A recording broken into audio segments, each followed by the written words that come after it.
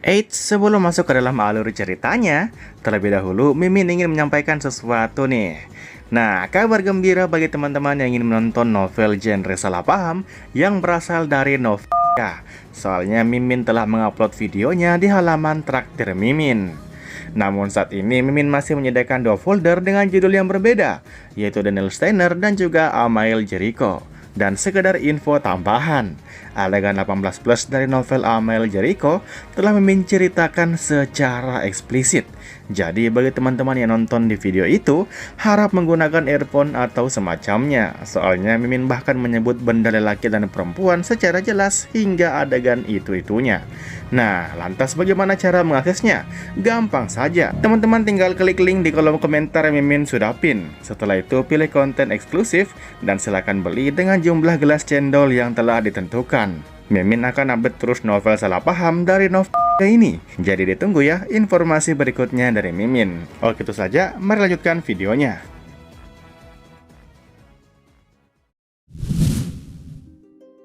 Hidan sama sekali tidak pernah membayangkan bahwa situasinya akan berkembang sejauh ini.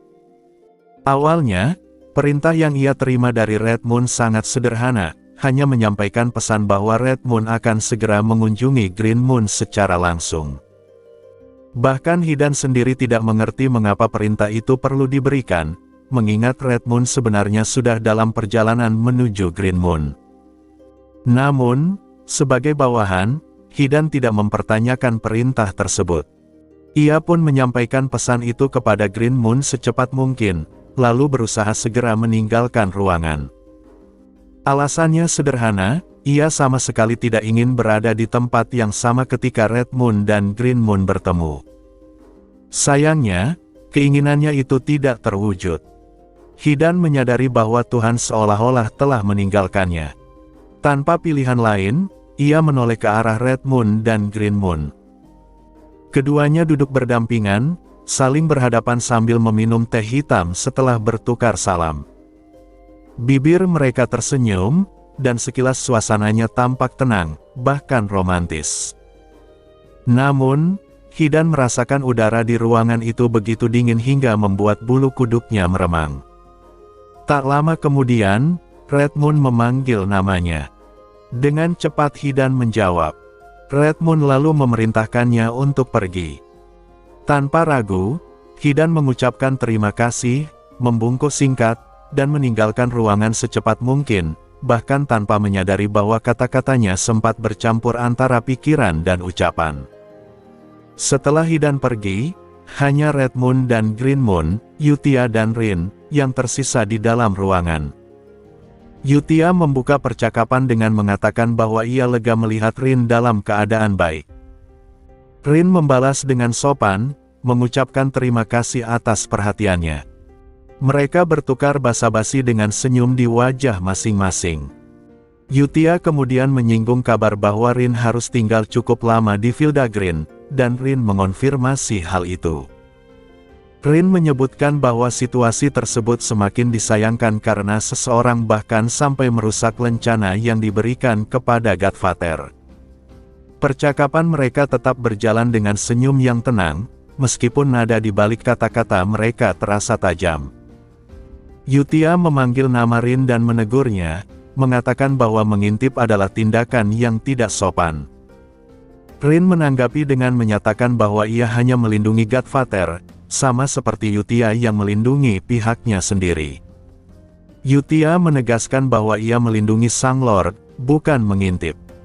Saat Rin bertanya balik apakah itu berarti Yutia tidak sedang mengintip, pegangan cangkir teh Yutia tiba-tiba patah dan jatuh ke meja. Yutia mengatakan bahwa Rin telah menjadi semakin berani, meskipun nada suaranya tetap terdengar tenang. Rin menyangkal, mengatakan bahwa dirinya tidak mungkin berani karena ia merasa jauh lebih rendah dibandingkan Yutia dalam banyak hal, baik kekuatan, pengetahuan tentang rahasia dunia, bahkan dalam hal melindungi Godfather. Rin melanjutkan ucapannya dengan senyum ringan, menyinggung bahwa mungkin ia juga kalah dalam hal usia. Ia bahkan mengedipkan mata dengan nada bercanda. Pada saat itu, cangkir teh di tangan Yutia hancur sepenuhnya. Rin menyatakan penyesalannya atas cangkir yang rusak, lalu Yutia memanggil namanya sekali lagi dan bertanya apakah Rin benar-benar tidak menghargai nyawanya sendiri. Rin belum sempat menyelesaikan jawabannya ketika ledakan dahsyat mengguncang ruangan. Kekuatan sihir yang luar biasa menyebar, cukup untuk membuat seluruh tubuh bergetar hanya dengan merasakannya. Dari kejauhan, Hidan menyaksikan sesuatu yang tak dapat ia pahami merobek celah cahaya bulan biru. Dengan gemetar, ia mengucapkan terima kasih berulang kali sebelum melarikan diri tanpa menoleh ke belakang. Beberapa minggu kemudian, Alon akhirnya tiba kembali di wilayah Marquisate. Ia menatap wilayah itu dengan perasaan ragu yang samar. Namun, pemandangan di hadapannya tidak jauh berbeda dari sebelumnya. Jalanan tetap ramai oleh para pedagang, para ksatria berjaga di bawah patung yang dianugerahkan oleh Deus, dan alun-alun dipenuhi orang-orang yang sibuk beraktivitas. Segalanya tampak normal. Alon bergumam bahwa tidak ada banyak perubahan. Evan menanggapi dengan heran, menanyakan apa yang seharusnya berubah. Alon menjelaskan bahwa ia mendengar berbagai rumor selama perjalanan pulang, sehingga ia mengira mungkin akan ada sesuatu yang berbeda. Evan mengakui bahwa memang ada banyak kabar aneh. Bandit-bandit di berbagai kerajaan sekutu telah ditumpas oleh tentara bayaran dan ksatria, bahkan bandit yang telah memakan makhluk abis kini menyerahkan diri ke Rosario untuk bertobat. Selain itu, Sili yang awalnya hendak ditemui Alon di dekat Caliban, ternyata telah mengumpulkan pengikut dan berpindah ke kuil Divine Land yang didirikan Alon. Tugas yang awalnya dimaksudkan sebagai langkah kecil ternyata berkembang jauh di luar kendali. Meskipun demikian, wilayah tersebut tampak stabil. Alon merasa sedikit lega. Evan menjelaskan bahwa ketenangan itu wajar, karena para ksatria dan tentara bayaran sebagian besar sedang berkumpul di Divine Land. Evan berpendapat bahwa rumor hanyalah rumor, dan ketika orang-orang menyadari kenyataannya, mereka akan pergi dengan sendirinya.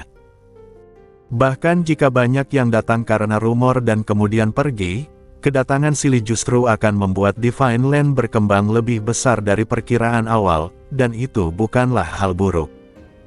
Mendengar itu, Alon merasa lebih tenang. Setibanya di kediaman, Penia segera menyambut Alon dengan penuh semangat. Ia terlihat sangat ceria dan dengan bangga mengumumkan bahwa 3 makalah penelitiannya telah diterima oleh komunitas akademik. Alon memujinya, sementara Penia menikmati rasa bangga atas pencapaiannya. Evan kemudian bertanya apa sebenarnya manfaat dari makalah akademik tersebut. Penia menjelaskan bahwa setiap makalah yang diterima memberikan dana penelitian bulanan, dana untuk asisten, dan yang terpenting, meningkatkan prestise seorang penyihir. Bagi seorang mage, prestise yang diakui oleh masyarakat sama pentingnya dengan tingkat kekuatan pribadi. Penia lalu memberitahu Alon bahwa Heinkel ingin bertemu dengannya, baik untuk melihat demonstrasi sihir yang pernah ia janjikan maupun untuk menyampaikan informasi penting. Penia juga menyebutkan bahwa ia menemukan sebuah ide baru yang mungkin berguna bagi sihir Alon. Alon mendengarkan penjelasan panjang Penia dengan saksama. Beberapa hari kemudian, setelah beristirahat dan melakukan penelitian sihir bersama Penia, Alon menuju Divine Land. Selain karena Deus sedang melatih para prajurit di sana, Alon merasa perlu menampakkan diri dan mungkin menghentikan rumor yang beredar. Dalam perjalanan, Alon masih tenggelam dalam diskusi sihir dengan Penia ketika Evan memanggilnya keluar dari kereta. Alon mengikuti Evan dan secara refleks menoleh ke arah yang ditunjukkan. Di hadapannya terbentang pemandangan yang tak bisa ia abaikan. Divine Land yang sebelumnya hanya menampung 50 ksatria dan 600 prajurit kini telah berubah sepenuhnya. Sebuah pangkalan militer raksasa berdiri memenuhi seluruh wilayah tersebut. Bukan sekadar kamp sementara, melainkan basis militer aktif yang penuh aktivitas dan hiruk-pikuk, begitu besar hingga tampak seperti persiapan pemberontakan. Alon menoleh ke Evan dan bertanya apakah mereka tidak sepakat bahwa tidak akan terjadi sesuatu yang aneh. Evan menatap pemandangan itu, dengan jujur mengakui bahwa ia merasa takut. Mendengar itu, Alon dalam hati mengakui bahwa ia pun merasakan hal yang sama. Melihat pemandangan di depan mata, bahkan Penia sampai ternganga sambil mengeluarkan seruan terkejut. Semua orang sempat terdiam sesaat, seolah menarik napas bersamaan, sebelum akhirnya Alon dan rombongannya bergerak menuju gerbang utama sementara di Vineland. Namun mereka tidak bisa langsung masuk. Di depan gerbang itu terbentang antrean panjang yang tampaknya tidak berujung. Alon menatap barisan tersebut dengan ragu dan bertanya apakah itu benar-benar antrean. Evan mengangguk, memastikan bahwa itulah antrean yang harus dilewati. Alon terkejut, tak percaya bahwa semua orang di barisan itu berkumpul hanya karena rumor. Evan pun mengakui bahwa tampaknya memang demikian. Meskipun begitu, Penia justru merasa situasi ini tidak terlalu mengejutkan. Ia menjelaskan bahwa wilayah kerajaan aliansi sedang kacau akibat maraknya bandit. Banyak kota dan desa yang bahkan lenyap begitu saja. Dalam kondisi seperti itu, wajar jika orang-orang menjadi putus asa dan mulai mencari cara bertahan hidup, termasuk mengincar kekuatan Kalanon. Menurut Penia, yang dicari orang-orang itu bukan hanya kekuatan semata, tetapi juga legitimasi. Ia menjelaskan bahwa Abyssal Core hanya digunakan oleh kalangan bawah tanah, dan siapapun yang menyerapnya akan memancarkan sihir hitam seperti para penyihir dari Black Tower. Penggunaan Abyssal Core membawa hukuman berat, bahkan di Rosario. Karena itu, para tentara bayaran dan ksatria, yang hidup dari nama baik dan reputasi, tidak mungkin menggunakan cara tersebut. Namun kini, muncul rumor bahwa dengan berlatih di Divine Land, seseorang bisa memperoleh kekuatan Kalanon tanpa stigma apapun. Itulah yang membuat orang-orang berbondong-bondong datang, meskipun kebenarannya belum pasti. Alon mengangguk tanpa sadar. Penjelasan itu masuk akal, tetapi jumlah orang yang berkumpul tetap terasa berlebihan dan memberatkan. Ia mulai merasakan suasana di sekitarnya berubah. Keramaian mereda, dan pandangan orang-orang mulai tertuju ke arahnya. Beberapa suara terdengar, mengenali kereta milik Markis Palatio. Saat Alon mencoba mengabaikan perhatian itu dan kembali fokus pada pembicaraan, teriakan keras terdengar dari kejauhan. Para ksatria berlari mendekat dan berhenti tepat di depan keretanya. Mereka menyambut Alon dengan teriakan penuh hormat dan segera memberi hormat. Perhatian orang-orang yang sebelumnya hanya samar kini sepenuhnya tertuju padanya. Alon hanya bisa mengangguk singkat di bawah tatapan tajam dan loyalitas yang terasa menekan. Para ksatria segera membuka jalan dengan menyingkirkan antrean, meskipun orang-orang sudah secara alami memberi jalan. Kereta Alon pun melaju memasuki wilayah Divine Land. Sesampainya di dalam, Alon turun dari kereta dan kembali disambut oleh bisikan pelan serta tatapan tak terhitung jumlahnya. Para ksatria dan prajurit berdiri tegak memberi hormat seolah telah menunggu kedatangannya sejak lama. Disiplin di Divine Land memang sudah ada sejak awal, tetapi kini jelas bahwa mereka akan menjalankan perintah apapun tanpa ragu. Di kejauhan, Alon melihat Deus mengawasi para prajurit dengan ekspresi bangga. Pada saat yang sama, sebuah pertanyaan lain muncul di benaknya. Ia menyadari bahwa para ksatria kini mengenakan sirah seragam yang rapi dan tampak dibuat khusus. Padahal sebelumnya, mereka tidak memiliki perlengkapan yang seragam. Alon mulai bertanya-tanya kapan semua itu dibuat dan dari mana dana untuk perlengkapan tersebut berasal. Saat mengalihkan pandangan, Alon melihat wajah yang terasa familiar di antara barisan ksatria.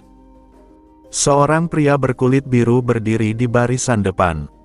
Alon memastikan bahwa ia tidak salah lihat, karena ciri itu terlalu khas untuk dilupakan. Ia pun bertanya langsung kepada pria tersebut tentang apa yang ia lakukan di sana. Pria berkulit biru itu, Blue Ghost, hanya menatap langit dan bergumam dengan nada pasrah, mempertanyakan sendiri mengapa ia bisa berada di tempat itu. Blue Ghost teringat kejadian sekitar sebulan yang lalu. Saat itu, White Ghost Rianga sering melampiaskan stresnya dengan memukuli bawahannya atas nama latihan.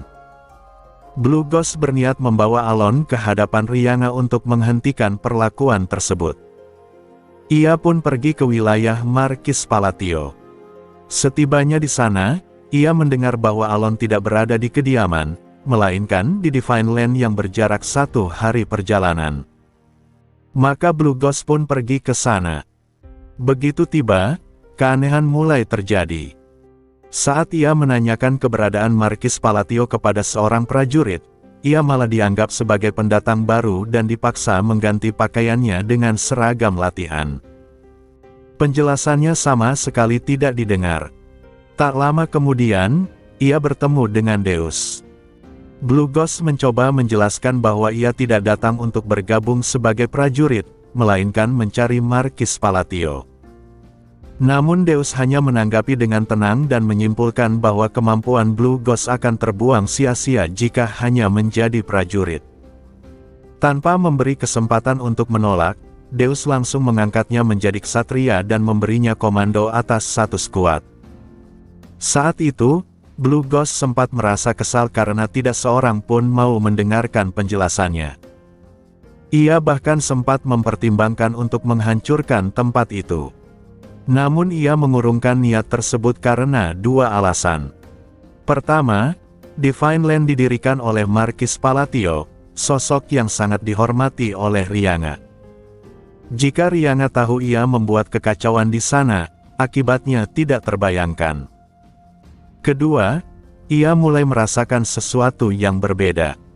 Para ksatria dan prajurit mengakui kekuatannya dengan tulus. Pengakuan semacam ini bukan hal baru baginya, tetapi kali ini terasa berbeda karena tidak disertai prasangka. Sejak lahir dengan kulit biru, ia selalu dipandang rendah oleh manusia. Bahkan di dalam 100 Ghosts, meski kekuatannya diakui, sebagian orang tetap menganggapnya hanya mengandalkan warisan. Namun di Divine Land, ia menerima penghormatan yang murni. Selain itu, disiplin para ksatria juga berbeda dari 100 Ghosts. Mereka serius bahkan dalam tugas-tugas kecil dan tidak menunjukkan sikap menantang tanpa alasan. Blue Ghost tidak merasakan beban kepemimpinan seperti yang selalu ia alami sebelumnya. Tanpa disadari, selama sebulan terakhir ia mulai menyukai tempat itu. Karena merasa ceritanya terlalu aneh jika dijelaskan secara rinci, ia hanya mengatakan bahwa semuanya terjadi begitu saja. Di dalam tenda komando sementara milik Marquis Palatio, Alon menyimpulkan bahwa kedatangan Blue Ghost ke Divine Land pada awalnya memang karena Rianga. Blue Ghost mengangguk dan mengatakan bahwa tujuannya adalah membawa Alon kembali. Alon merasa sedikit canggung dan mengakui bahwa ia memang berniat berkunjung suatu hari nanti, meski belum sempat melakukannya.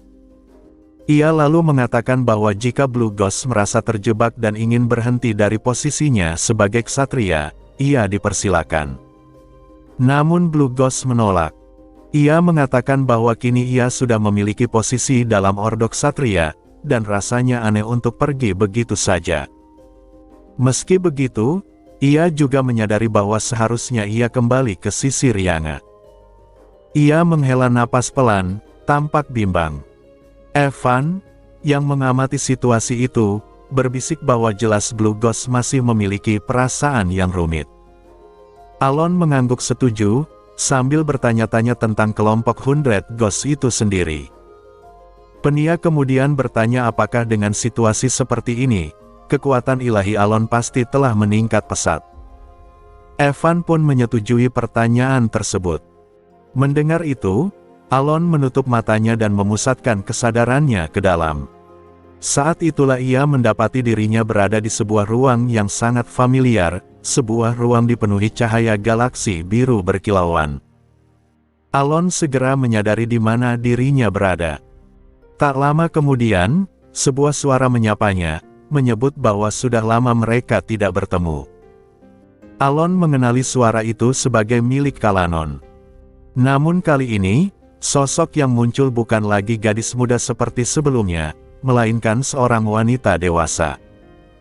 Alon sempat terkejut melihat wujud Kalanon yang kini tampak sebagai seorang wanita dewasa. Namun keterkejutannya segera berubah menjadi kebingungan ketika tubuh Kalanon yang telah tumbuh itu perlahan menyusut kembali. Ia kembali ke wujud lamanya sebagai seorang gadis kecil. Kalanon menjelaskan bahwa bentuk dewasa tadi adalah wujud aslinya, tetapi ia belum mampu mempertahankannya lama.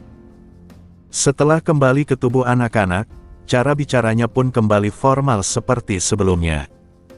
Kalanon kemudian menyapa Alon dan menanyakan keadaannya.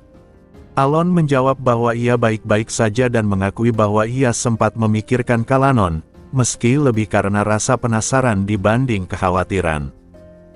Mendengar itu, Kalanon tampak puas. Ia menjelaskan bahwa selama ini ia tidak menghilang tanpa alasan, melainkan sedang mempersiapkan cara untuk bertahan hidup. Hal itu berkaitan dengan kondisi di mana kekuatan ilahinya kini banyak terkonsentrasi pada Alon. Kalanon menyatakan bahwa persiapannya akhirnya selesai, lalu memperlihatkan hasilnya. Di hadapan Alon, ia tiba-tiba berubah menjadi seekor kucing biru. Wujud kucing itu mengingatkan Alon pada Blackie, namun berbeda karena tubuhnya terlihat jelas, bulunya lebih halus, ekornya lebih panjang, dan di kepalanya terdapat mahkota kecil seperti yang biasa dikenakan Kalanon saat berinkarnasi. Dalam wujud kucing, Kalanon tidak bisa berbicara, sehingga ia segera kembali ke wujud gadis. Kalanon menjelaskan bahwa kemampuan berubah menjadi kucing adalah cara bertahannya sebagai dewa. Ia menyebut dirinya akan hidup sebagai maskot di sisi Alon. Dengan cara itu, eksistensinya akan tetap diakui dan perlahan mendapatkan pengakuan pribadi. Ia juga menyebut bahwa sebelumnya ia belum bisa keluar karena belum memiliki cukup kekuatan ilahi untuk hadir di dunia luar. Sekarang, berkat Divine Land yang diciptakan Alon, ia bisa melakukannya dengan aman, meski keberadaan intinya tetap berada di dalam Divine Land tersebut. Kalanon berterima kasih kepada Alon karena telah menciptakan tempat itu dan menyelamatkannya. Setelah mengatakan bahwa ia akan segera bertemu Alon lagi, dunia galaksi biru tempat mereka berada runtuh. Alon pun membuka matanya dan mendapati sebuah bola cahaya biru melayang di hadapannya. Bola itu kemudian menyusut dan berubah menjadi kucing biru yang sama seperti sebelumnya. Evan, Penia, dan Basiliora terkejut melihat makhluk itu muncul tiba-tiba. Alon menjelaskan bahwa kucing tersebut adalah Kalanon. Saat mereka mengamati kucing itu, Blackie yang sebelumnya tertidur di dalam kantong Alon terbangun dan melompat keluar. Ia menatap Kalanon dengan mata terbelalak, memiringkan kepalanya berkali-kali seolah kebingungan, lalu dengan ekspresi angkuh, kembali masuk ke kantongnya tanpa berkata apapun. Reaksi itu membuat suasana menjadi canggung sekaligus membingungkan. Pembicaraan kemudian beralih pada kondisi Divine Land. Evan bertanya apakah Alon sudah memeriksa kekuatan ilahinya. Setelah memeriksanya, Alon menyimpulkan bahwa kekuatan ilahi yang terkumpul tidak sebanyak yang ia perkirakan. Ia menjelaskan bahwa hal ini masuk akal karena sebagian besar orang yang datang ke Divine Land hanya berdasarkan rumor, bukan keyakinan yang kuat. Tanpa kepercayaan sejati, kekuatan ilahi tidak akan terakumulasi dengan baik. Mendengar itu, Evan memahami situasinya, dan Alon merasa sedikit lega. Setelah menyelesaikan urusan dengan Blue Ghost, rombongan tinggal di Divine Land selama sekitar sebulan sebelum akhirnya kembali ke House of Palatio untuk bertemu White Ghost. Beberapa hari setelah kepergian Alon, situasi di Divine Land mulai bergejolak. Para prajurit dan ksatria awal tetap stabil, tetapi para ksatria dan tentara bayaran yang datang karena rumor mulai merasa tidak puas. Mereka mengeluhkan bahwa meski sudah berlatih cukup lama, mereka tidak merasakan kekuatan apapun. Kesadaran bahwa rumor tersebut dilebih-lebihkan membuat mereka kecewa, dan sebagian mulai mempertimbangkan untuk pergi. Di tengah suasana itu, Silih Makalian tiba di Divine Land dan bertemu Deus. Mereka membicarakan kondisi para ksatria dan tentara bayaran. Deus menganggap bahwa mereka yang tidak benar-benar percaya pada Markis Palatio memang tidak perlu dipertahankan. Namun Silih menilai situasinya berbeda. Ia menunjukkan bahwa meskipun para pendatang itu sadar rumor tersebut tidak sepenuhnya benar, tidak satu pun dari mereka benar-benar pergi. Menurut Silih, alasannya adalah harapan. Sekecil apapun kemungkinan itu, mereka masih berpikir bagaimana jika itu nyata. Harapan itulah yang menahan mereka tetap tinggal. Silih kemudian menyerahkan 2 kitab berlapis kulit biru kepada Deus dan memintanya untuk membacanya. Deus menyadari bahwa kitab itu adalah kitab suci yang ditulis sendiri oleh Silih untuk Markis Palatio. Sementara Deus membaca, Silih berjalan mendekati seorang ksatria yang tampak gugup. Ia memperkenalkan dirinya sebagai Saintes Kalanon dan mengatakan bahwa ksatria itu kemungkinan akan segera bisa menggunakan kekuatan Kalanon. Dengan senyum lembut dan tatapan ungu yang memikat, Silih menyerahkan kitab suci tersebut kepadanya dan menawarkan bantuan. 2 minggu telah berlalu sejak Alon kembali dari Divine Land ke wilayah Marquisate. Dalam kurun waktu itu, ia memperoleh waktu istirahat yang cukup. Biasanya, meskipun sebagian besar pekerjaan ditangani oleh Alexian, keputusan akhir tetap harus melewati Alon, sehingga ia tetap harus bekerja beberapa hari seperti biasa. Namun, ada satu hal yang berubah, efisiensi waktu.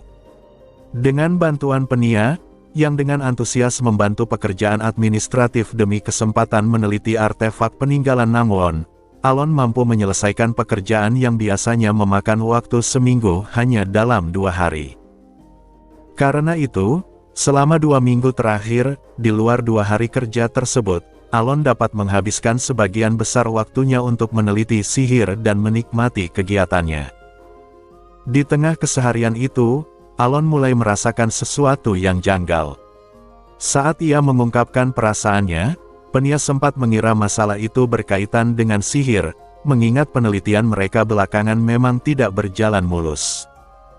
Namun Alon mengoreksi bahwa yang mengganggunya adalah kekuatan ilahi. Ia menjelaskan bahwa kekuatan ilahinya telah meningkat. Penia awalnya menganggap hal itu sebagai sesuatu yang baik, tetapi Alon menekankan bahwa peningkatan tersebut tidak seharusnya terjadi secara alami. Kekuatan ilahi yang bertambah bukanlah milik Kalanon secara langsung, maupun milik entitas lain, melainkan kekuatan ilahi Divine Land, sesuatu yang Alon sendiri ciptakan. Hal itu membuatnya sulit memahami penyebabnya. Terakhir kali ia berada di Divine Land, mayoritas orang yang berkumpul di sana hanyalah mereka yang tertarik oleh rumor yang terdistorsi, bukan pengikut dengan keyakinan kuat, dan banyak di antara mereka tampak siap pergi kapan saja. Karena itu, peningkatan kekuatan ilahi tersebut terasa tidak masuk akal. Penia mengakui bahwa situasi itu memang aneh, tetapi tetap berpendapat bahwa selama kekuatan ilahi bertambah, hal itu seharusnya tidak menjadi masalah besar. Alon setuju bahwa peningkatan itu tidak terlalu besar, sehingga mungkin hanya fenomena sementara akibat kekacauan dan arus kedatangan orang yang sempat meningkat. Meski demikian, Alon memutuskan untuk meminta Evan memeriksa situasi di Vineland. Percakapan kemudian beralih ke penelitian sihir. Alon mengakui bahwa ia masih belum menemukan cara untuk menyimpan sihir. Bersama Penia, ia sedang meneliti metode untuk menyimpan formula sihir agar dapat digunakan ketika kapasitas perhitungannya mencapai batas, terutama karena teknik dan kondisi tertentu membuatnya tidak bisa menggunakan sihir secara normal. Mereka telah mencoba menyimpan sihir dalam artefak maupun Magatama, tetapi hasilnya gagal. Sihir yang tersimpan di Magatama hanya bisa aktif secara mandiri tanpa dapat dikendalikan oleh Alon. Setelah 2 minggu penelitian tanpa hasil, Penia menyarankan agar mereka meminta bantuan Heinkel ketika nanti pergi ke Magic Academy. Alon menyetujui saran itu. Tak lama kemudian, Evan masuk ke ruangan dan melaporkan hasil pencarian artefak. Ia telah memastikan lokasi dua artefak, Mask of the One Who Walks Ahead berada di hutan Rono Valley, dan Crying Blessing berada di ruang harta keluarga kerajaan Caliban. Namun, keberadaan Jewel of the Close Eye One masih belum ditemukan. Evan juga menyampaikan bahwa Silly telah tiba di Divine Land tidak lama setelah mereka pergi, meski tidak ada laporan kejadian besar lainnya. Alon sempat bertanya-tanya apakah Silly melakukan sesuatu di sana, tetapi Evan dan Penia menganggap peningkatan kekuatan ilahi itu mungkin hanya fenomena sementara. Sekitar seminggu kemudian, Alon akhirnya berangkat menuju Magic Academy, meskipun perasaan ganjil tentang kekuatan ilahinya yang terus meningkat masih tersisa.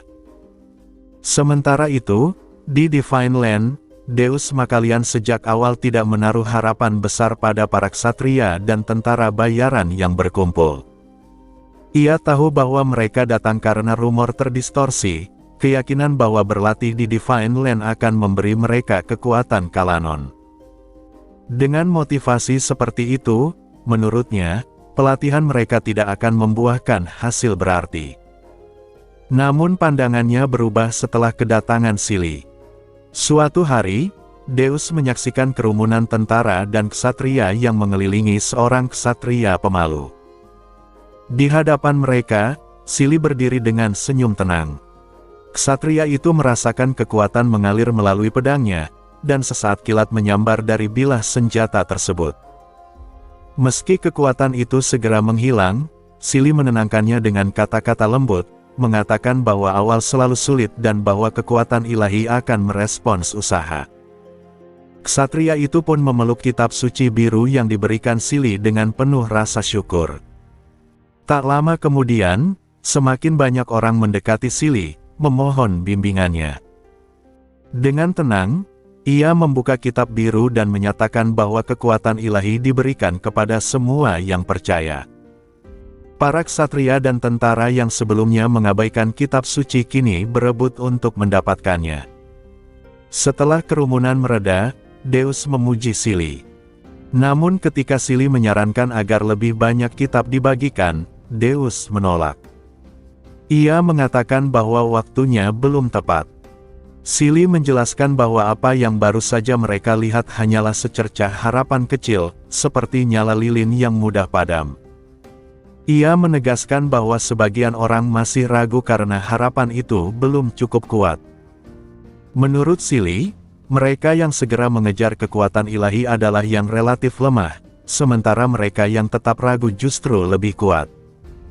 Ia berencana memberi kekuatan kepada kelompok yang ragu itu secara diam-diam dan hanya sekali, agar mereka menyadari nilai sejati kekuatan ilahi. Meskipun kekuatan itu bersifat sementara, Silly yakin bahwa selama hal itu menumbuhkan iman, hasilnya akan cukup.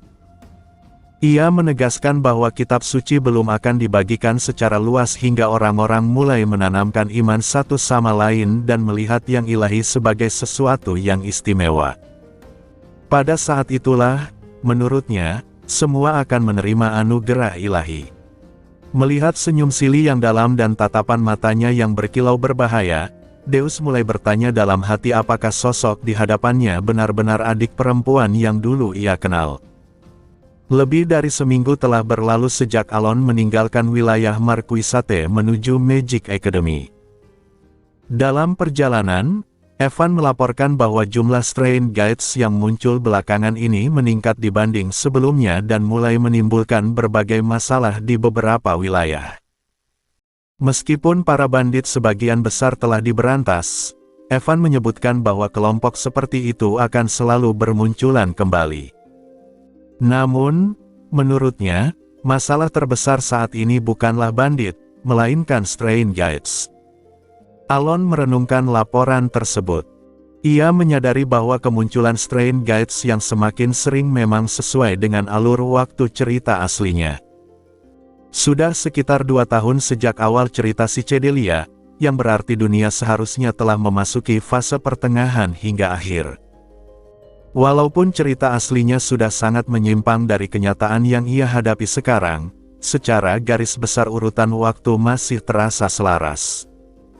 Dalam ingatannya, pada tahap pertengahan hingga akhir cerita asli, dunia mulai perlahan berubah menjadi semakin kacau. Jumlah dosa meningkat, Strain Gates bermunculan di mana-mana, dan kehancuran besar terjadi meskipun Eliban telah berusaha keras menghentikannya. Hal itu wajar mengingat besarnya kekuatan dan jumlah individu kuat yang harus dikerahkan. Selain itu, keberadaan para Outer Gods juga memainkan peran besar dalam kehancuran tersebut. Saat Alon tenggelam dalam pikirannya, ia tiba-tiba menyadari sesuatu yang janggal. Ia bertanya kepada Evan apakah ada kabar tentang Outer Gods belakangan ini. Evan menjawab bahwa sudah lebih dari setahun tidak ada laporan apapun terkait mereka. Jawaban itu membuat Alon semakin bingung. Menurut pengetahuannya, pada titik waktu ini seharusnya sudah ada setidaknya tanda-tanda keberadaan Outer Gods, meskipun tidak selalu muncul secara langsung. Alon akhirnya mengesampingkan pertanyaan itu, menyadari bahwa alur cerita telah terlalu banyak berubah untuk dijadikan patokan mutlak.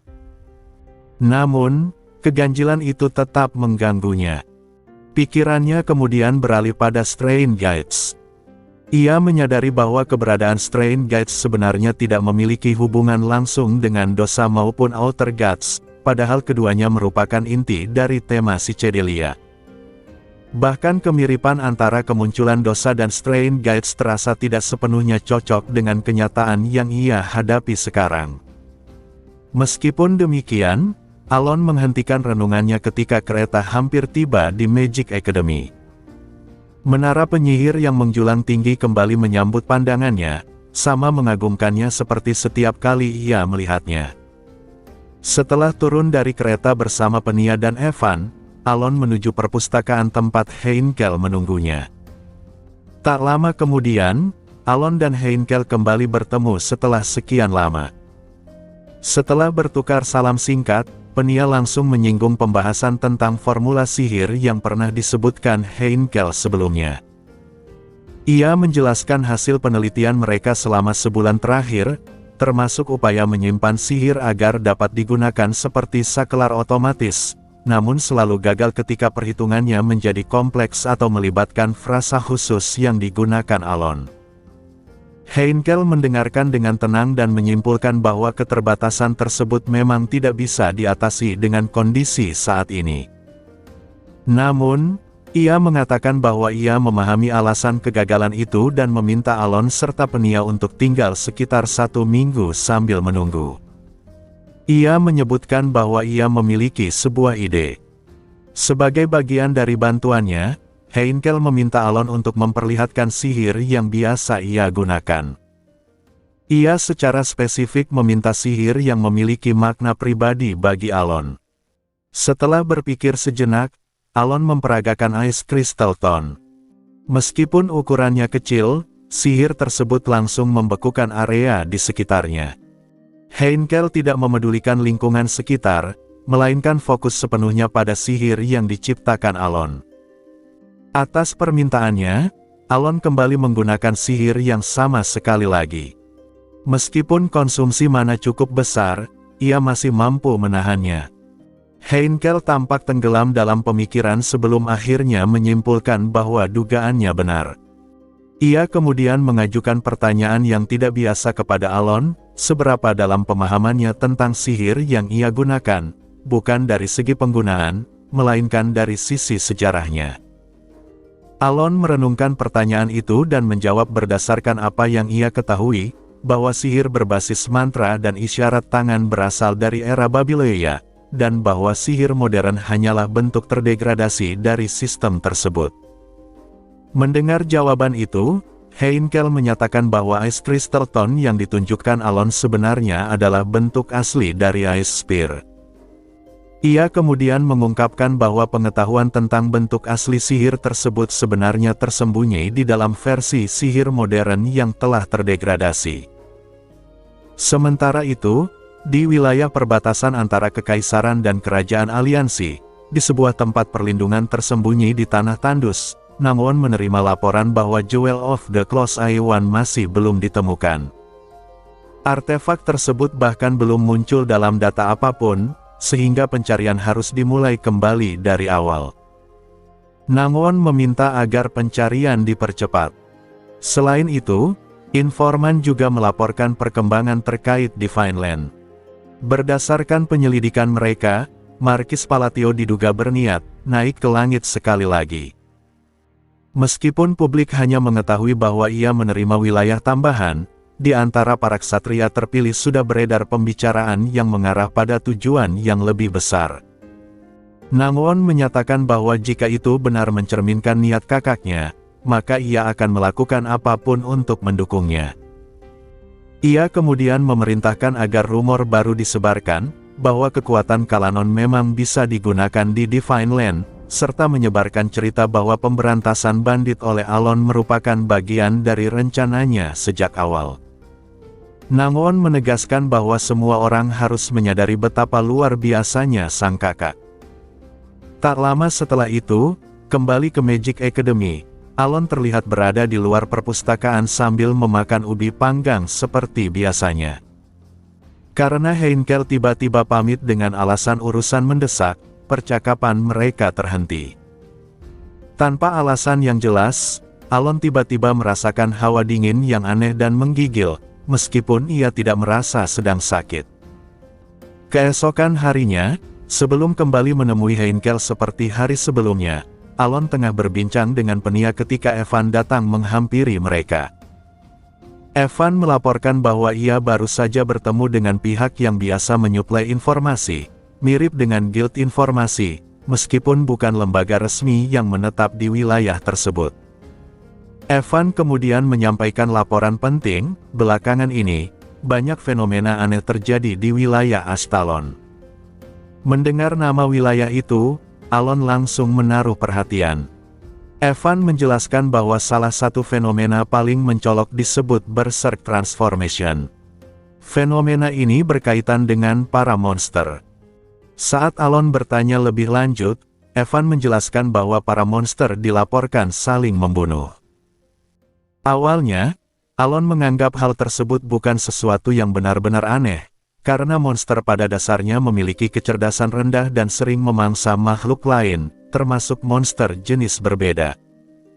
Namun Evan menegaskan bahwa inti masalahnya bukan di situ. Target para monster bukan spesies lain, melainkan sesama jenis mereka sendiri. Dengan kata lain, terjadi pertikaian internal di antara monster-monster yang seharusnya tidak saling menyerang. Penia pun ikut menyela, memastikan apakah ini benar-benar infighting. Evan membenarkan dan menambahkan bahwa informasi tersebut berasal dari sumber yang dapat dipercaya. Fenomena ini dianggap semakin ganjil karena monster biasanya tidak menyerang kelompoknya sendiri. Evan melanjutkan bahwa hutan di dekat Stalian kini selalu tampak merah, bukan sebagai kiasan, melainkan benar-benar dipenuhi darah. Laporan tersebut bahkan menyebutkan bahwa monster-monster itu membantai semua makhluk hidup yang mereka lihat. Alon terdiam, tenggelam dalam pemikiran mendalam. Ia mencoba mengingat apakah pernah ada fenomena serupa dalam Psychedelia, tetapi tidak menemukan ingatan apapun yang sesuai. Hal itu bukan kerasukan ilahi, bukan pula peristiwa anomali yang ia kenal. Ketika ia masih berusaha menelusuri ingatannya, Evan mengingatkan bahwa Alon memiliki janji temu. Alon akhirnya menghentikan pikirannya untuk sementara dan bersiap menemui Heinkel. Saat hendak berangkat, Basiliora, yang sebelumnya terdiam di dalam cincin, tiba-tiba bersuara dari balik selimut, menyatakan dengan tegas bahwa ia tidak akan ikut. Alon mengabaikannya dan langsung menuju perpustakaan. Setibanya di sana, Heinkel menyambutnya dan menyatakan bahwa hasil pekerjaannya sejauh ini berjalan cukup baik. Namun, sikapnya terlihat sedikit berbeda, seolah pandangannya tidak sepenuhnya tertuju pada Alon. Heinkel lalu melanjutkan pembicaraan yang tertunda dari hari sebelumnya, mengenai konsep bahwa sihir yang terdegradasi masih menyimpan informasi sihir aslinya. Alon menegaskan kembali bahwa pengetahuannya terbatas pada fakta bahwa Ice Spear merupakan bentuk terdegradasi dari Ice Stone. Heinkel lalu bertanya apakah ia tidak mengetahui hal lain. Setelah Alon menjawab tidak, Heinkel mengajukan pertanyaan mendasar tentang Teared Magic. Alon memahami konsep tersebut secara umum. Dalam dunia Psychedelia, Teared Magic adalah sistem sihir bertingkat, di mana setiap tingkatan memiliki mantra tersendiri, kecuali origin spell pada tier tinggi. Mendengar pengakuan Alon, Heinkel menyatakan secara langsung bahwa hampir semua Teared Magic yang dikenal saat ini sebenarnya adalah bentuk sihir yang terdegradasi. Ia lalu meralat pernyataannya sendiri, menjelaskan bahwa Teared Magic lebih tepat disebut sebagai metode transmisi informasi, bukan sekadar sihir yang melemah. Alon menanyakan bagaimana Heinkel bisa sampai pada kesimpulan itu. Heinkel menjelaskan bahwa sejak lama ia merasa Teared Magic memiliki tujuan tertentu, meski baru belakangan ia memahami maksud di baliknya. Untuk menjelaskan, Heinkel memanggil sebuah Ice Spear dan mulai memodifikasinya. Ia menunjukkan bahwa dengan sedikit perubahan pada susunan mana, bentuk Ice Spear bisa berubah menyerupai gaya sihir menara tertentu, seperti Blue Tower atau Red Tower. Ia juga memperlihatkan variasi lain, memanjang, membesar, bahkan berubah menjadi pedang es raksasa. Dari demonstrasi itu, Alon dan Penia menyimpulkan bahwa setiap menara sihir memiliki ciri khas tersendiri dalam memodifikasi Teared Magic.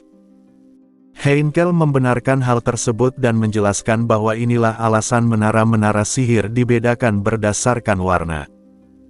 Namun, poin terpenting yang ingin ia tekankan adalah konsep kebebasan kendali.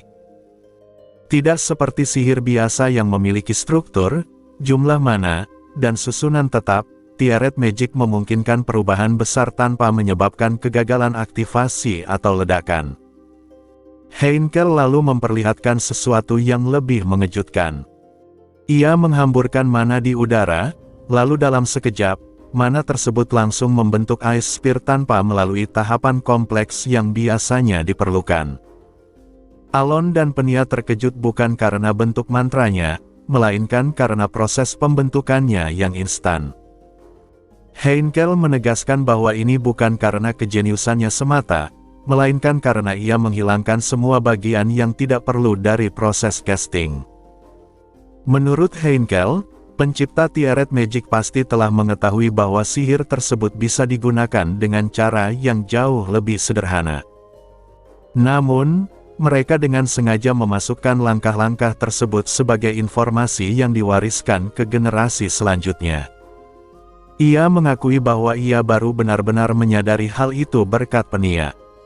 Kesimpulannya, meski sihir inkantasi yang digunakan Alon tidak bisa direplikasi, ia masih bisa mempelajari dan memperoleh sihir baru dengan membedah Teared Magic.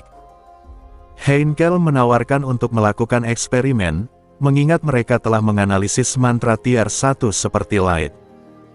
Alon menerima tawaran tersebut, menandai dimulainya eksperimen baru. Sementara itu, di pinggiran kota Gurun Koloni, jauh di bawah hamparan pasir luas, seorang terengah-engah dan terjatuh di lantai gua yang gelap. Di hadapannya tergeletak sebuah sarung tangan. Ia menatapnya dengan ekspresi lelah dan frustrasi. Selama berbulan-bulan, ia terus gagal melewati ujian berikutnya yang diberikan oleh Essence. Rasa tidak sabar mulai tampak jelas di matanya. Dalam benaknya terlintas kembali kenangan masa lalu, hutan besar yang terbakar, sosok Sin yang berjalan tenang di tengah kobaran api, dan dirinya sendiri yang tumbang hanya dengan satu serangan, tak mampu melawan sama sekali. Kenangan itu membuatnya menggertakkan gigi. Ia tidak bisa melindungi tuannya dalam keadaan seperti ini. Dengan tatapan penuh urgensi, seorang menatap Essence dari Golden Manet Ribe. Pada saat itu, sebuah suara lirih terdengar, seolah berbisik langsung ke telinganya, menawarkan kekuatan. Seorang terkejut dan menoleh ke arah sumber suara tersebut. Dari kegelapan gua, seekor naga hitam menatapnya. Sosok itu menawarkan kekuatan yang tidak bergantung pada ujian esens. Seorang sempat ragu sejenak. Namun, tiba-tiba ia menghela napas pelan, seolah teringat sesuatu, lalu tersenyum. Ia meminta naga itu untuk meminjamkan kekuatan, bukan menerimanya sepenuhnya. Ia bahkan menyatakan akan mengembalikannya setelah selesai digunakan. Tawaran yang tak terduga itu membuat naga hitam terdiam, tampak kebingungan. Sementara itu, seorang menjilat bibirnya sambil kembali menatap esens Golden Mane Tribe dengan tatapan penuh tekad. Tepat 1 minggu telah berlalu sejak Alon tiba di Mage Tower. Pada hari itu, Heinkel memberitahu bahwa seluruh proses interpretasi inkantasi telah selesai. Mendengar hal tersebut, Alon tidak bisa menyembunyikan keterkejutannya karena menurutnya proses itu berjalan jauh lebih cepat dari perkiraannya. Namun, Heinkel menanggapi dengan datar, menyatakan bahwa ia hanya menyelesaikannya sesuai jadwal. Penia, yang berdiri di samping Alon, ikut menghela napas.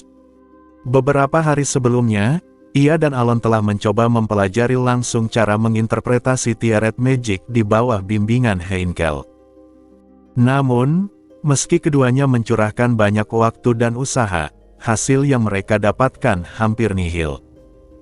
Kesulitan dalam mengekstrak informasi dari Tiaret Magic jauh melampaui dugaan mereka. Mereka bahkan sempat meragukan apakah gagasan bahwa Tiaret Magic menyimpan informasi tersembunyi hanyalah teori pribadi Heinkel semata. Karena itu, Alon secara tulus memuji kemampuan Heinkel. Mendengar pujian tersebut, Heinkel tampak cukup puas, lalu segera mengalihkan pembicaraan ke inti permasalahan. Ia menyatakan bahwa mereka akan segera memulai percobaan. Alon sempat bertanya apakah percobaan itu akan dilakukan di tempat tersebut, tetapi Heinkel menilai tidak ada masalah karena sihir yang akan digunakan hanyalah sihir ringan. Namun, Penia mengusulkan agar mereka pindah ke ruang demonstrasi di lantai pertama, karena di sana terdapat artefak yang dapat memperlihatkan aliran mana secara visual. Setelah sempat ragu, Heinkel akhirnya menyetujui usulan tersebut. Alon dan Penia kemudian menuju lantai pertama menggunakan alat transportasi mirip lift. Di dalamnya, Evan bertanya dengan suara pelan apakah mantra yang akan didemonstrasikan adalah light. Alon membenarkannya. Evan lalu mempertanyakan apakah benar-benar perlu menganalisis tipe mana untuk sihir sesederhana light. Alon menjelaskan bahwa secara teori itu tidak mutlak diperlukan, karena light adalah sihir tier 1 dengan struktur yang sangat sederhana. Namun, jika light tersebut dimanifestasikan melalui inkantasi, maka hasilnya akan berbeda dan sangat berguna untuk interpretasi di masa depan. Setibanya di lantai pertama, mereka langsung menuju ruang demonstrasi. Di sana, mereka terkejut karena ruangan tersebut dipenuhi oleh banyak penyihir. Penia merasa heran karena hari itu bukan jadwal konferensi. Di tengah kerumunan, Penia bertemu kembali dengan adiknya, Felin, yang kini telah tumbuh menjadi seorang pemuda. Felin menjelaskan bahwa hari itu adalah presentasi besar hasil penelitian bersama Green Mage Tower, sehingga banyak penyihir dari menara lain turut hadir. Ketika Felin mengetahui bahwa Alon membutuhkan ruang demonstrasi, ia mengatakan bahwa mereka bisa langsung menggunakannya karena persiapan presentasi belum selesai. Namun, ia juga memperingatkan bahwa akan sulit mengosongkan ruangan sepenuhnya. Alon melirik ke arah Heinkel untuk memastikan, tetapi menyadari bahwa Heinkel telah menghilang. Setelah mencari dengan pandangan, Alon melihat Heinkel bersembunyi di langit-langit Mage Tower, tampaknya sengaja menyembunyikan identitasnya. Mengikuti isyarat Heinkel, Alon menyatakan bahwa pengosongan ruangan tidak diperlukan. Felin kemudian menanyakan mantra apa yang akan didemonstrasikan. Setelah jeda singkat, Alon menjawab bahwa ia akan menggunakan light. Jawaban itu membuat Felin terkejut. Meski demikian, Penia mendorong Felin ke samping dan dengan percaya diri memasuki ruang demonstrasi, diikuti oleh Alon. Begitu mereka masuk, bisik-bisik langsung menyebar di antara para penyihir. Banyak yang terkejut mengetahui bahwa Markis Palatios sendiri akan melakukan demonstrasi, tetapi kebingungan muncul ketika mendengar bahwa mantra yang akan digunakan hanyalah light, sihir tier 1. Alon mendengar gumaman tersebut, tetapi berusaha tetap tenang meski merasa sedikit tertekan oleh ekspektasi orang-orang di sekitarnya. Di tengah ruangan, Alon mengingat kembali penjelasan Heinkel. Ia mulai melafalkan inkantasi, menyingkirkan bagian-bagian yang tidak diperlukan untuk memanifestasikan inti sihir. Dengan tenang, ia mengucapkan rangkaian kata yang telah diinterpretasikan, light, heat source, physician, diikuti dengan kalimat penutup. Ketika sihir light muncul di hadapannya, wujudnya sangat lemah. Cahaya kecil itu bahkan tampak lebih redup dibandingkan light yang bisa diciptakan oleh penyihir pemula. Gumaman kekecewaan mulai terdengar di antara para penyihir yang menonton. Namun, tak lama kemudian, sesuatu yang aneh terjadi. Cahaya tersebut mulai berubah. Di pusat sihir muncul sesuatu yang transparan, yang perlahan-lahan melahap cahaya itu sendiri. Cahaya bergetar, lalu mulai menyebar, menyelimuti lantai demonstrasi, bangku penonton, dan bahkan pandangan para penyihir. Seluruh aula seakan ditelan oleh fenomena tersebut. Tak seorang pun dapat menyangkal apa yang mereka lihat. Sihir itu jelas berasal dari light, namun wujudnya telah melampaui pemahaman mereka. Ketika seluruh cahaya terserap dan bentuk sejatinya muncul, apa yang tampak di hadapan mereka adalah sesuatu yang menyerupai matahari kecil. Panasnya terasa seolah mampu membakar segalanya. Alon menyebut nama sihir itu dengan suara tenang, Eye of the Sun. Bola cahaya menyerupai matahari itu meluncur dari tangannya dan dengan mudah menembus lapisan-lapisan lingkaran sihir yang melindungi ruang demonstrasi, bahkan menghancurkan dinding luarnya. Setelah ledakan itu, keheningan kembali menyelimuti ruangan. Namun, kali ini bukan keheningan kebingungan, melainkan keheningan penuh kekaguman. Semua penyihir terpaku, menatap Alon yang berdiri di tengah aula. Dalam benak mereka muncul satu pertanyaan yang sama, apakah ini benar-benar light? Dan Alon sendiri, berdiri di sana setelah menyaksikan hasil sihirnya, tidak bisa menahan pikiran yang sama. Heinkel, Archmage yang dikenal sebagai Goblet of the Beginning, dan orang yang menafsirkan sihir light untuk Alon, sebenarnya tidak terlalu tertarik dengan demonstrasi yang sedang berlangsung, meskipun tetap menyimpan sedikit rasa penasaran. Ada dua alasan utama di balik sikapnya tersebut. Pertama, Heinkel tidak bisa menggunakan sihir yang Alon gunakan. Ia tidak memahami alasan mengapa hanya Alon yang mampu melakukannya, termasuk dirinya sendiri. Namun, secara samar ia bisa merasakannya. Heinkel menduga bahwa kemampuan Alon berkaitan dengan mata yang berada di belakangnya, atau mungkin dengan wanita yang melekat padanya. Satu-satunya informasi baru yang ia peroleh kali ini adalah bahwa sihir yang digunakan Alon berasal dari era yang telah dilupakan, sihir yang dahulu digunakan oleh mereka yang disebut True Mages. Alasan kedua adalah karena sihir yang sedang ditafsirkan kali ini adalah light, sihir tingkat pertama. Sihir yang sangat sederhana.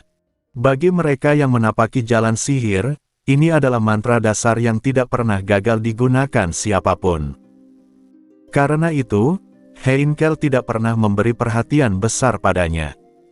Meski memang ada hal-hal menarik yang bisa ditemukan jika menelusuri kebenaran tersembunyi di baliknya, light bukanlah jenis sihir yang biasanya menumbuhkan ekspektasi baru.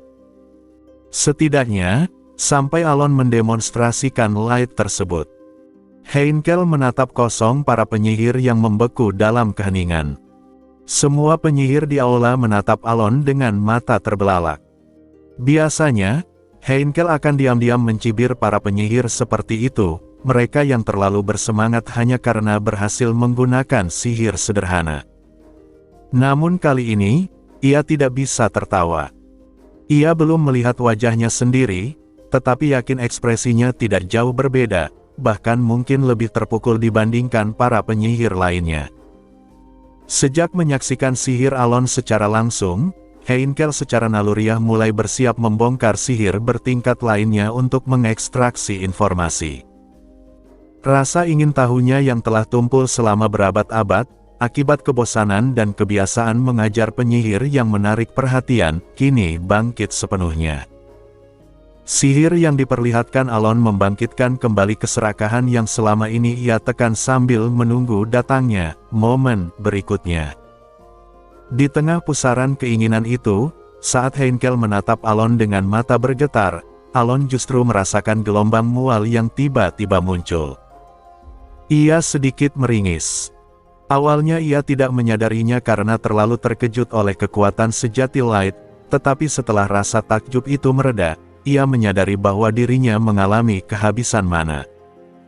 Dengan susah payah, Alon menahan refleks muntahnya hanya dengan kekuatan kehendak. Jika tidak ada orang lain di sekitarnya, ia pasti sudah muntah saat itu juga. Namun, ia sadar akan tatapan banyak orang yang tertuju padanya. Semua orang menahan napas sambil menatapnya. Ia tidak ingin memperlihatkan sisi memalukan di hadapan mereka. Alon secara naluriah berbalik dan mulai berjalan ke arah Penia yang masih membeku karena terkejut. Namun, sebelum ia sempat pergi, seorang penyihir berjubah hijau, yang sejak tadi duduk diam, berdiri perlahan dan meminta izin untuk bertanya. Alon menelan rasa mualnya dan menoleh kembali, tidak bisa benar-benar menolak. Dengan suara gemetar, penyihir itu bertanya tentang sihir yang baru saja ia lihat. Pertanyaan yang sebenarnya ingin diajukan oleh semua penyihir di ruangan itu. Seketika, semua pandangan kembali tertuju pada Alon. Ia menahan tekanan tersebut dan berpikir keras. Alon menjawab singkat bahwa sihir itu adalah Light. Penyihir berjubah hijau kembali bertanya dengan suara bergetar, memastikan apakah yang ia lihat benar-benar Light. Alon sempat mempertimbangkan untuk menjelaskan lebih lanjut, tetapi rasa mualnya semakin kuat. Ia hanya mengangguk, lalu berbalik dan meninggalkan panggung. Begitu Alon pergi, keheningan panjang di aula runtuh seketika. Para penyihir mulai berbicara satu sama lain. Ada yang tidak percaya, ada yang bersikeras bahwa itu memang Light, dan ada pula yang mempertanyakan apakah itu adalah tingkat berikutnya dari sihir Light. Aula yang tadinya sunyi berubah menjadi riuh seperti pasar. 1 jam kemudian, para penyihir yang datang terlambat ke aula yang setengah hancur mendapati tempat itu hampir kosong. Tidak ada satupun orang yang tersisa, dan yang mereka rasakan hanyalah kehampaan. Tak lama setelah itu, Alon memulihkan tubuhnya menggunakan keilahian primordial elf. Meski masih merasakan sisa kelelahan akibat kehabisan mana, ia merasa jauh lebih baik. Evan, yang sejak tadi melamun, menanyakan kembali apakah sihir itu benar-benar Light. Alon menanggapi dengan sedikit kesal, sementara Evan mengakui bahwa sihir itu terasa sangat berbeda. Alon dan Penia pun mengakui hal yang sama. Penia kemudian menunjukkan hal yang lebih mengganggu, Alon tidak membentuk kontrak apapun. Yang ia peroleh hanyalah 5 frasa inkantasi. Itu berarti sihir yang ia gunakan bahkan belum lengkap. Penia menyamakan hal ini dengan Ice Crystal Catastrophe sebelumnya. Mendengar itu, Evan meminta agar Alon menggunakan sihir tersebut dari jarak jauh di lain waktu. Percakapan berlanjut tentang kemungkinan bentuk sihir yang belum tetap dan ketertarikan mendalam terhadap sihir kuno. Alon menyadari bahwa selama ini ia bergerak tanpa arah jelas, namun kini ia akhirnya menemukan penunjuk jalan yang selama ini ia cari, sihir bertingkat. Saat semangat itu membara dalam dirinya, Heinkel tiba-tiba muncul menembus dinding. Ia langsung masuk ke inti pembicaraan dan menyatakan keinginannya untuk mempelajari sihir bertingkat dengan sungguh-sungguh. Ia menawarkan bantuan kepada Alon dalam mengekstraksi informasi dari sihir bertingkat, dengan satu syarat sederhana, Alon terus menunjukkan sihirnya padanya. Alon menyetujui kesepakatan itu, dan keduanya tersenyum puas. Sehari kemudian, setelah belajar dengan benar dari Heinkel, Alon meninggalkan akademi.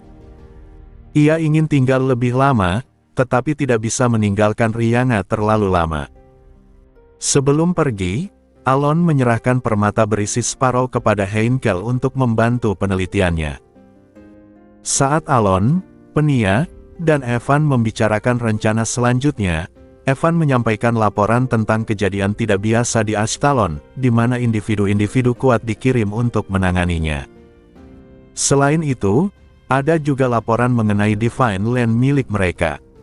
Jumlah orang yang masuk justru meningkat, bertentangan dengan perkiraan sebelumnya. Atas saran Evan, Alon memeriksa kekuatan ilahinya. Ia menutup mata berulang kali, tidak percaya dengan apa yang ia lihat.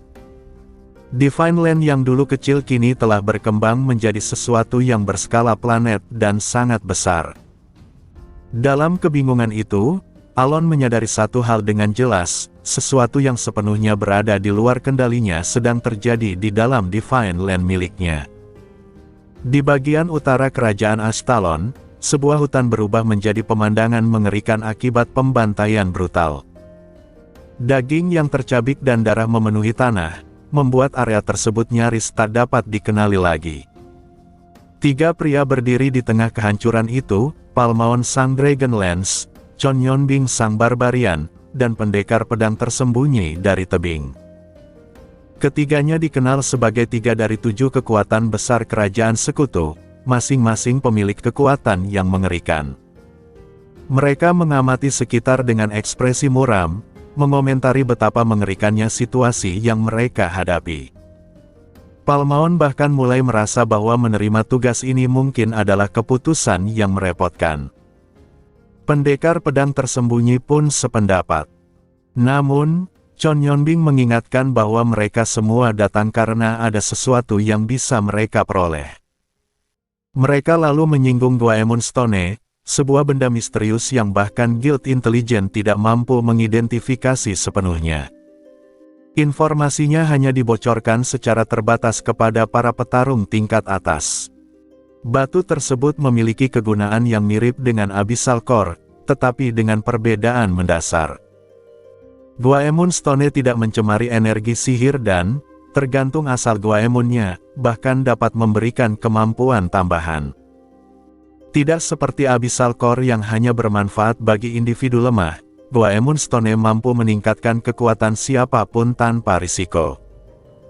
Ketiganya berkumpul atas permintaan Raja Stalian kelima, yang berjanji akan menyerahkan Goemon Stone jika mereka menyelesaikan tugas ini. Mereka menyadari bahwa Ashtalon rupanya telah diam-diam mengumpulkan batu tersebut, seolah mengetahui sesuatu lebih dulu. Meski merasa ada yang tidak beres, mereka memutuskan untuk menyelesaikan tugas dengan cepat dan pergi. Semakin dalam mereka melangkah, bau darah semakin pekat dan tanda-tanda pembantaian semakin jelas. Bahkan wajah mereka yang semula tenang mulai menunjukkan ketegangan. Namun yang benar-benar membuat mereka waspada bukan hanya pemandangan mengerikan itu, melainkan energi aneh yang memenuhi udara. Mereka menyadari bahwa satu Goemon Stone saja mungkin tidak cukup sebagai imbalan atas risiko ini. Saat mereka akhirnya mencapai sumber energi tersebut, mereka tidak melihat apapun. Pada saat yang sama, ketiganya menutup mata, bukan atas kehendak mereka sendiri. Seketika, mereka merasakan sensasi bilah senjata menembus jantung mereka. Mereka tidak dapat berbicara, membuka mata, bergerak, atau menarik senjata. Palmaon dan pendekar pedang tersembunyi roboh tanpa perlawanan, tewas seketika. Chonyeonbing pun bernasib sama, dengan pedang tertancap di jantungnya. Di ambang kesadarannya yang menghilang, Chonyeonbing mendengar sebuah suara yang meminta maaf, mengatakan bahwa semua ini dilakukan demi kebaikan mereka, dan memintanya untuk mati. Itu menjadi suara terakhir yang ia dengar di dunia ini. Sementara itu, Alon menatap kekuatan ilahi yang telah tumbuh hingga berskala planet, setara dengan keberadaannya sendiri, dengan ekspresi kebingungan total. Pertumbuhan divinitas seharusnya menjadi hal baik, karena berarti peningkatan kekuatan. Namun, pertumbuhan ini jauh melampaui ekspektasinya. Kekuatan Divine Land bahkan telah sedikit melampaui Primordial Elf. Selama ini, Alon mengabaikan kemunculan kekuatan ilahi yang tidak dikenal. Namun kali ini berbeda. Ia tidak memahami apa yang sebenarnya terjadi di Divine Land. Awalnya, ia hanya membuat beberapa hal kecil yang menurutnya akan berguna. Namun setelah rumor menyimpang menyebar dan para tentara bayaran serta ksatria mulai berdatangan, situasinya telah berubah jauh dari niat awalnya. Evan menyadari bahwa Alon tampak termenung dan menanyakan alasannya. Alon menjelaskan bahwa divinitas di Divine Land terasa terlalu banyak dan tidak wajar. Evan justru melihatnya sebagai hal baik, seolah Alon menjadi lebih kuat tanpa harus berbuat apa-apa. Meski masuk akal, Alon tetap merasa ada sesuatu yang salah dan memutuskan untuk menyelidikinya lebih lanjut. Dalam perjalanan menuju hutan Rono Valley, mereka singgah di Kesleut, wilayah Kadipaten Luxibel. Alon teringat bahwa ia seharusnya menemui Sirkal, tetapi untuk saat ini, Rianga menjadi prioritasnya. Saat berjalan di wilayah tersebut, Alon merasakan tatapan warga yang terus mengarah padanya. Ketika ia menoleh, mereka berpura-pura tidak melihat, lalu berbisik satu sama lain. Tiba-tiba, seorang pedagang buah mengenali Alon dan menyapanya dengan penuh hormat, mengucapkan terima kasih secara mendalam. Tak lama kemudian, warga lain ikut mengucapkan terima kasih dan memuji Alon karena hidup mereka menjadi lebih baik. Jalanan berubah seperti arak-arakan, membuat Alon kebingungan. Evan pun bertanya apakah Alon melakukan sesuatu tanpa sepengetahuannya. Namun Alon hanya bisa menjawab bahwa ia sama sekali tidak tahu apa yang sedang terjadi. Perubahan besar di Divine Land bermula sejak kemunculan seorang ksatria pemalu bernama Rohan, yang dengan bantuan si 5 kalian berhasil menggunakan kekuatan Kalanon.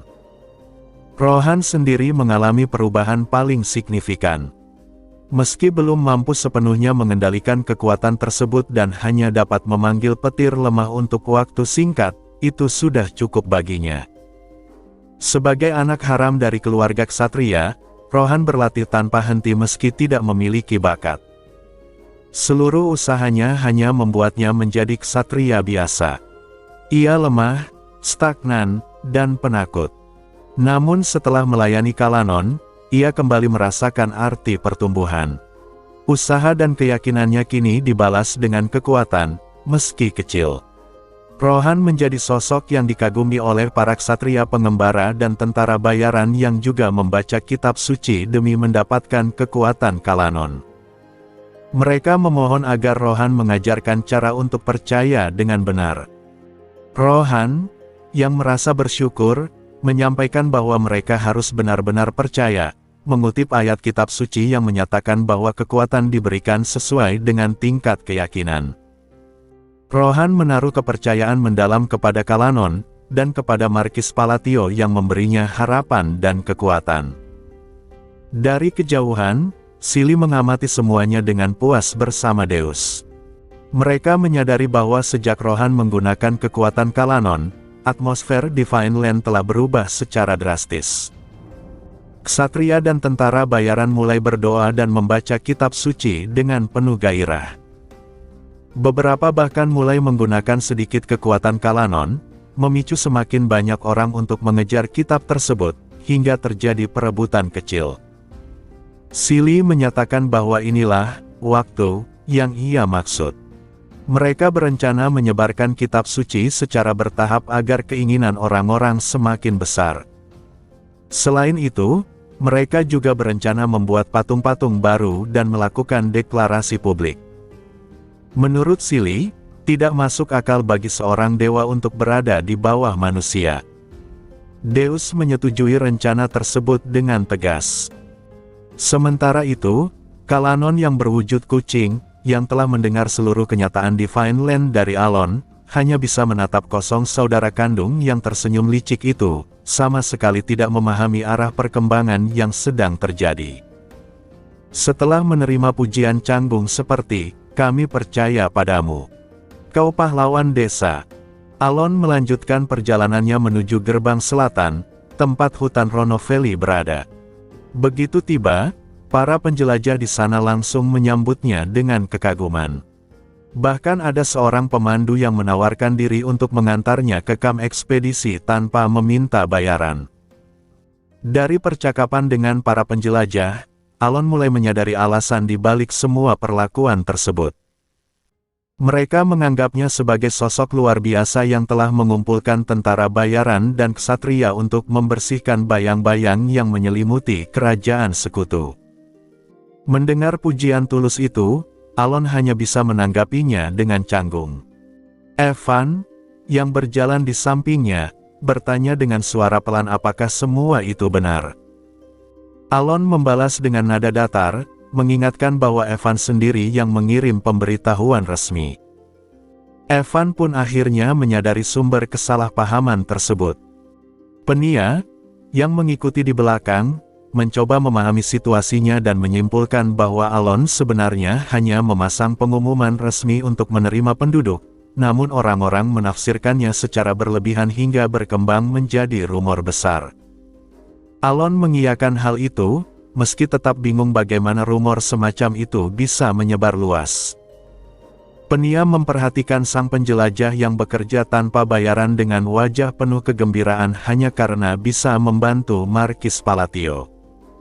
Ia sempat bertanya-tanya apakah seseorang benar-benar bisa sebahagia itu bekerja secara cuma-cuma. Penia kemudian berkomentar bahwa rumor baik, meski keliru, lebih baik daripada rumor buruk. Alon setuju, karena setidaknya reputasinya tidak dirugikan.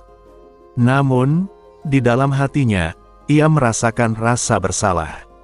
Ia sadar bahwa rumor itu sepenuhnya tidak benar, tetapi ia juga tidak berniat meluruskannya. Setelah menerima sambutan meriah di Kesleut, ia tidak ingin menghadapi kemungkinan tatapan dingin jika kebenaran terungkap. Karena itu, Alon memilih diam. Berkat hal tersebut, mereka tiba dengan nyaman di kamp penjelajah menjelang malam. Namun sambutan berlebihan kembali terulang. Orang-orang di kamp terkejut dengan kedatangan Markis dan sekali lagi menyebutnya sebagai pahlawan desa, membuat Alon menundukkan kepala karena malu. Keesokan harinya, Alon menghirup udara hutan yang lembab dan langsung merasa tidak nyaman. Blackie terlihat jelas membenci kelembapan itu, sementara Basiliora justru tampak menikmati suasana, seolah kembali ke tanah asalnya. Evan kemudian menyadari sesuatu yang terlupakan, mereka tidak membawa Blue Ghost. Alon baru tersadar dan mengakui bahwa mereka benar-benar melupakannya. Namun, mengingat Blue Ghost tampak bahagia terakhir kali mereka bertemu, hal itu tidak dianggap sebagai masalah besar. Penia lalu mengajukan pertanyaan penting, tanpa Blue Ghost, bagaimana mereka akan mencapai tempat Rianga berada? Evan langsung setuju dengan kekhawatiran itu, tetapi Alon menenangkan mereka. Ia masih mengingat lokasi ratus-ratus hantu tersebut. Mereka hanya perlu menuju bagian terdalam hutan. Mereka pun bersiap dan segera bergerak menuju hutan tempat Rianga menunggu. Dalam perjalanan, Alon mengabaikan dua fakta penting. Pertama, lokasi Rianga ternyata lebih jauh dari yang ia perkirakan. Namun, selama tidak tersesat, hal itu masih bisa diatasi. Masalah sebenarnya adalah jalur yang harus mereka lewati. Hutan tersebut dipenuhi oleh mutan dalam jumlah yang sangat banyak. Meski mutan bukan ancaman besar bagi Alon, masalahnya terletak pada daya tahannya. Ia bisa menghabisi mutan yang datang, bahkan dalam jumlah besar, tetapi hanya dalam batas tertentu. Di hutan ini, mutan muncul hampir setiap beberapa langkah, membuat pertempuran terus-menerus menjadi beban. Saat Alon pertama kali diserang mutan, ia sempat menyesal tidak menyiapkan semacam upeti seperti dalam sistem game. Namun tiba-tiba, sesosok misterius muncul dan menghancurkan kepala mutan tersebut.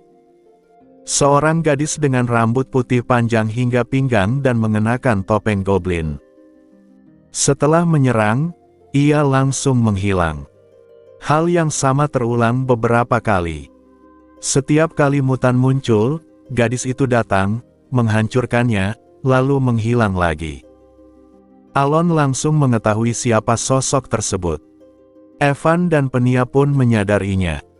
Ketika gadis itu kembali mengalahkan mutan dan hendak menghilang lagi, Alon memanggilnya dengan menyebut nama Rianga.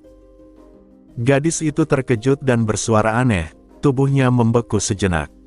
Ia menyangkal dengan suara gugup bahwa dirinya bukan Rianga, meskipun tidak berusaha menyamarkan suaranya sama sekali. Meski semua orang yakin bahwa itu memang Rianga, ia tetap bersikeras menyembunyikan identitasnya. Dengan nada berpura-pura santai, ia menyarankan agar mereka menuju sebuah bukit, di mana mungkin mereka akan bertemu seseorang berambut putih indah, lalu kembali menghilang. Penia menyarankan agar mereka berpura-pura mengikuti sandiwara tersebut, dan Alon mengangguk sebelum melanjutkan perjalanan. Sementara itu, Marty, seorang prajurit Divine Land milik Marquis Palatio, menjalankan tugas sebenarnya sebagai mata-mata dari unit intelijen Caliban. Ia ditanamkan di Divine Land untuk mengumpulkan informasi, tanpa tugas lain. Infiltrasi itu sendiri sudah cukup berisiko. Atasan Marty mengirimnya karena ada kemungkinan Marquis Palatio sedang merencanakan sesuatu yang besar. Awalnya, Marty mengira kekhawatiran itu berlebihan. Selain pelatihan keras dari Deus, tidak ada hal mencurigakan. Namun seiring waktu, para ksatria mulai berubah setelah berbicara secara pribadi dengan Deus. Ketika Marquis mengumpulkan tentara bayaran dan ksatria dengan dalih menerima penduduk, Marty juga tidak terlalu curiga. Mereka datang karena rumor keliru dan segera menyadari kesalahpahaman tersebut. Namun setelah Carla, sang santo yang melayani Marquis, memasuki Divine Land, situasinya berubah. Para ksatria dan tentara bayaran yang seharusnya pergi justru menetap, dan Divine Land mulai berkembang pesat. Ditambah lagi, rumor positif tentang Marquis menyebar luas setelah pasukannya membersihkan bandit-bandit lokal. Marty mulai merasa bahwa penyebaran rumor ini terlalu rapi untuk sekadar kebetulan. Ia menyadari bahwa rumor biasanya selalu terdistorsi secara negatif. Namun kali ini, seolah ada pihak yang dengan sengaja mengendalikan opini publik di seluruh kerajaan sekutu. Jika memang ada pihak yang melakukannya, Marty menyimpulkan bahwa itu hanya mungkin dilakukan oleh Marquis Palatio sendiri. Namun hal itu menimbulkan pertanyaan besar. Marquis sudah memiliki segalanya, dan dukungan publik sebenarnya tidak berguna bagi seorang Marquis Kerajaan Asteria. Semakin Marty memikirkan motif di balik semua tindakan itu, sebuah teori mengerikan terbentuk di benaknya. Ia menyimpulkan bahwa Marquis Palatio berencana menjadi dewa. Kesimpulan itu membuat bulu kuduknya merinding. Segala tindakan Marquis kini terasa masuk akal di bawah asumsi tersebut. Marty pun memutuskan untuk segera melaporkannya. Ia menggenggam orb sihirnya erat-erat, menunggu malam tiba agar bisa menyampaikan kebenaran yang ia yakini telah ia temukan. Pada saat yang sama, jauh di dalam hutan, Alon mengelus telinganya yang terasa gatal dan bergumam bahwa mungkin seseorang sedang membicarakannya dengan buruk, lalu terus melangkah maju tanpa menyadari apa yang sedang dipikirkan orang lain tentang dirinya.